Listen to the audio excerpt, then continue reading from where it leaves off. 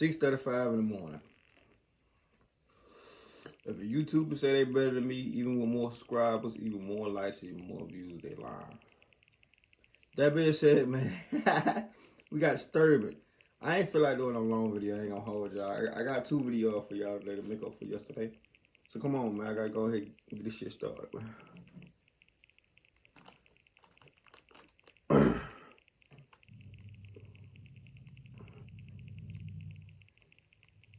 This case takes place in the United States of America on the 1st of March 1995. Born in 1974 and raised in New York City, Kimberly grew up as the only child of Thomas and Leanne Antonakos. Her father Thomas was a wealthy executive who lavished his affection upon Kimberly. Despite the affluence that surrounded her and the money that her father would give her, it's said that she would remain grounded. Many who knew Kimberly described her as fun-loving and beautiful. Her parents divorced when she was young, and she stayed in Staten Island with her father, expressing a deep attachment to her hometown. As she entered adulthood, Kimberly pursued her education at the College of Staten Island, going into the field of business just like her father. Eager to gain independence, she sought to move out of her father's home when she was 20. Her father helped with the move and helped her finance the property. Thomas was, however, rather worried about her safety, so Thomas took a number of precautions. He rented a parking spot right next to her new property so she wouldn't have to look for a parking spot when she got home late at night, or be parked so far away from her home that she risked being mugged. According to those who knew Kimberly, she and her father were incredibly close. They would message and call each other almost on a daily basis, and soon after moving out, Kimberly got herself a new job. By all accounts, she was enjoying her life. In 1995, Kimberly offered a room in her apartment to a female friend of hers named April, along with April's boyfriend. April was having some renovations done in her flat, and she needed to vacate the property until the work was completed. Upon hearing that her friend was in need, Kimberly contacted her and said that she and her boyfriend would be welcome to stay until the work would be completed. April's boyfriend was a 23-year-old man named Joshua Torres. This act of kindness would unwittingly set the stage for the tragic events that would follow. Kimberly's father Thomas would later say that it was her goodness that was her weakness. In the early morning of the 1st of March 1995, Kimberly had returned home after a night out dancing with a friend. She dropped her friend off at around 4 a.m. and then made her way home. The following morning, however, Kimberly never made it into work. But I'm up like it's p.m. and it's a.m. I meant, when I scribed it earlier, I meant 6:35 a.m. Not p.m. It's a.m. Like it's in the morning time that I'm doing this video. Kimberly wasn't one to skip work. At the very least, she would have called and told them in advance of her absence. This prompted them to call Kimberly out of concern, but she never picked up her phone. Later on into the day, Thomas also tried to give his daughter a call to see how she was doing, but again in this instance, she never picked up her phone. After Kimberly didn't message him for some time, he messaged a friend of hers and asked if she had heard from Kimberly. The friend said they had not. Thomas then found out that she never showed up for work that morning and had not contacted them to tell them where she was. He then went over to Kimberly's home, only to discover that April had not seen her since she went out the night before. Thomas then went to the garage he had rented for Kimberly. He opened the door, only to find that the car wasn't there. Growing increasingly worried, he reported her missing to the police shortly after, realizing that something could be horribly wrong. He walked into the police station after 24 hours of not hearing anything from Kimberly, and explained to the officers that Kimberly would never just ignore all of those close to her and not show up for work. He was adamant that something had happened to her, and begged the police to work as soon as possible before it could be too late. Due to Thomas's persistence, the police did take some action.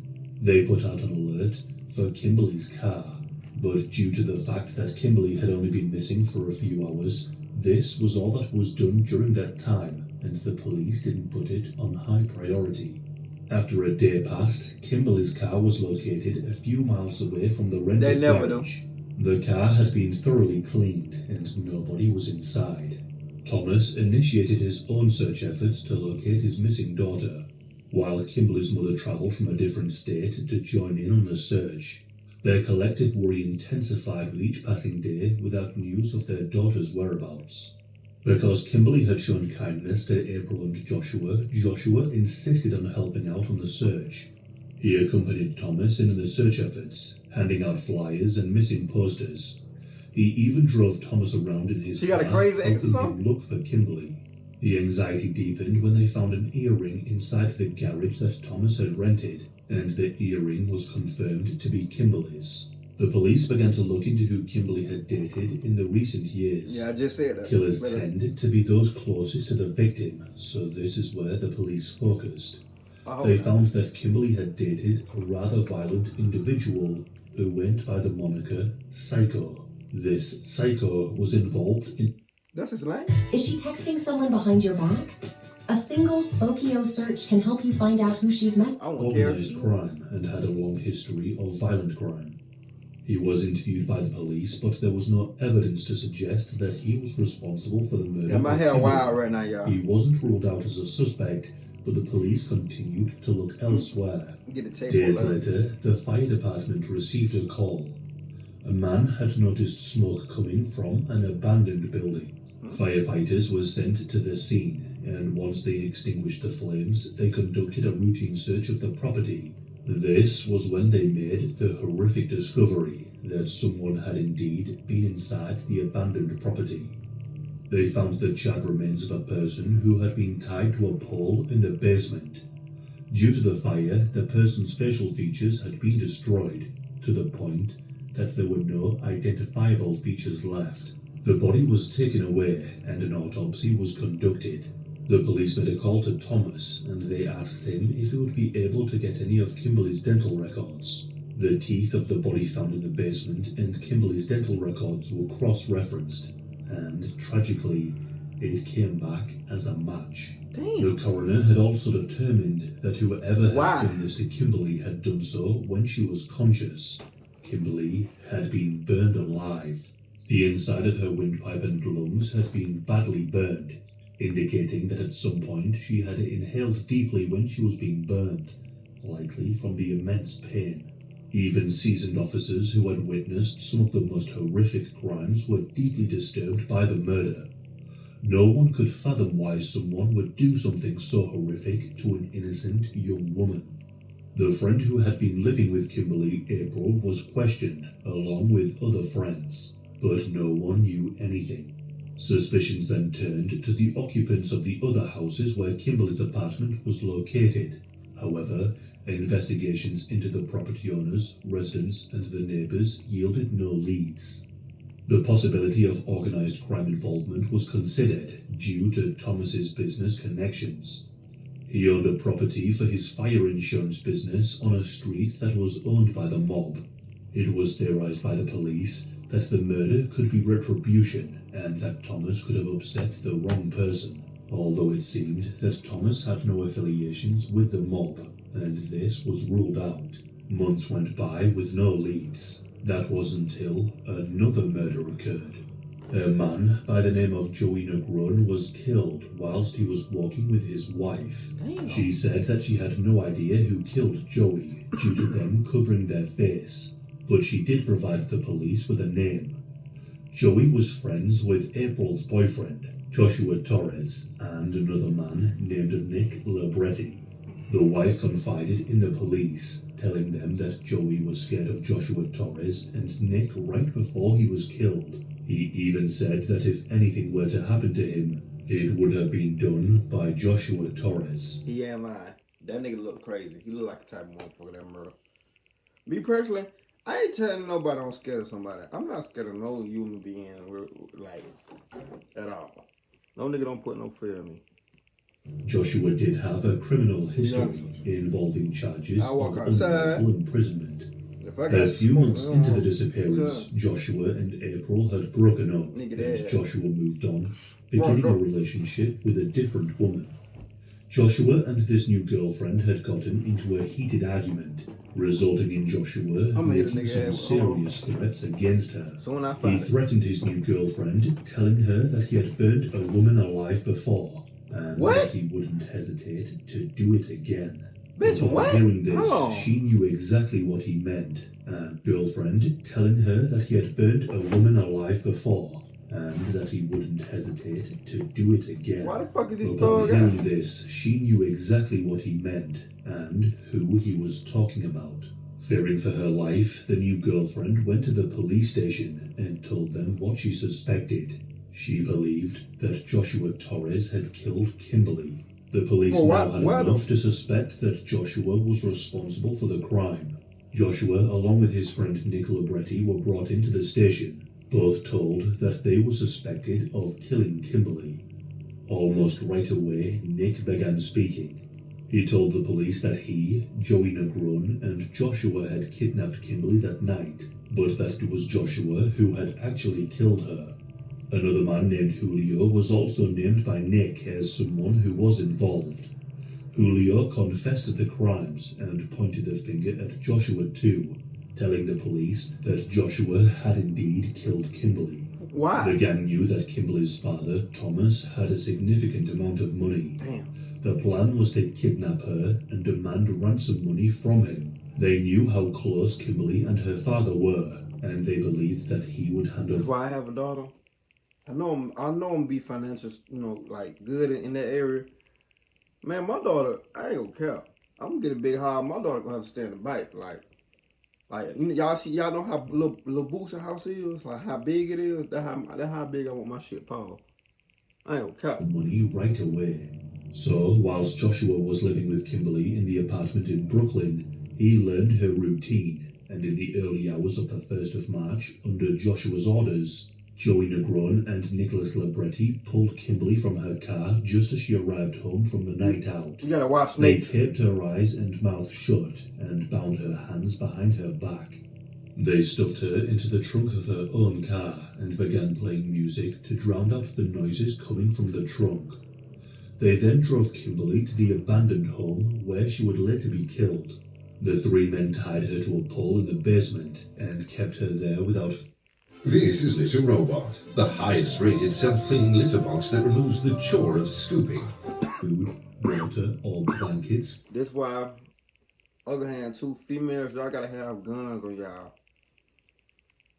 Anywhere on y'all body. Y'all can have that bitch in your titty, anywhere. Anywhere. You feel me? In your puka, you saying? Not in it, but you know what I'm saying. Y'all female gotta stop. Even if it's a little pistol. As long as you know how to reload that bitch, load that bitch, and fire. And point that bitch at the right person, you good. For 3 days. Every female need protection. Whilst Kimberly was tied up, I think New York shit different though. to leave a voice message on Thomas's phone. New York gun law is totally different. He did so by using an electronic voice generator so his voice wouldn't be recognized. However, the voice message he sent didn't send properly. Joshua wasn't able to work the telephone, and so Thomas never got the message. Thomas would later say that if he did receive the message, he would have paid them right away. Damn. As the days passed, Kimberly endured the harrowing conditions of the basement. Totally alone, without food or warmth, she was left to suffer in silence. When they didn't hear back from Thomas, they decided to end the whole ordeal after 3 days. On the 4th of March, the gang intended to release her. Julio's responsibility in this whole thing was to check up on Kimberly. However, Julio had neglected his duty, leaving Kimberly all alone. When Joshua, Nick and Joey got to the abandoned house, they discovered that Kimberly was no longer breathing properly, and they believed that she would soon die. Confronted with the consequences of their actions, they decided to dispose of the evidence by dousing her in gasoline and setting her ablaze. In the subsequent legal proceedings, Joshua, Nick, and Julio They could have just took her to the hospital. related to the heinous acts committed against Drop the ass off at the hospital, put her hard there. Joey had been killed, but his role in the crime became evident through the evidence. It is believed that Joey was thinking about speaking out against the gang, and so Joshua decided to kill him. The trial was held in November of 1996. The district attorney, in presenting the case, characterized the crime as brutal and senseless. During the trial, Joshua insisted that he had been set up by the others who were involved in the case and stated that he had not killed Kimberly and would never want to harm her. Joshua Torres and Nicholas Libretti were found guilty of second-degree murder and were both sentenced to 58 years in prison. Damn! Because Julio Negron was not involved in the actual kidnapping, he received a comparatively shorter sentence of just 2 to 6 years in prison. Before the sentencing, Joshua offered his condolences to Kimberly's family. He insisted that he hadn't killed Kimberly and referred to her as a precious jewel. As he spoke, Kimberly's mother placed her head on Thomas's shoulder and cried. According to the New York Times, it was the first time she had faced her daughter's killer since the funeral, which Joshua had actually attended. Damn. Joshua was also tried for the murder of Joey Negron. Man, you know how goddamn cold-hearted. And the circumstances surrounding his death remain unsolved. In 1999, Nick Libretti passed away, and Julio has since been released. The case of Kimberly is as tragic as it is gruesome. Being burned alive is one of the most horrific ways to be killed. Those who worked on the case said that if the killers were smarter and knew how to work a voice message system, Kimberly would still be alive.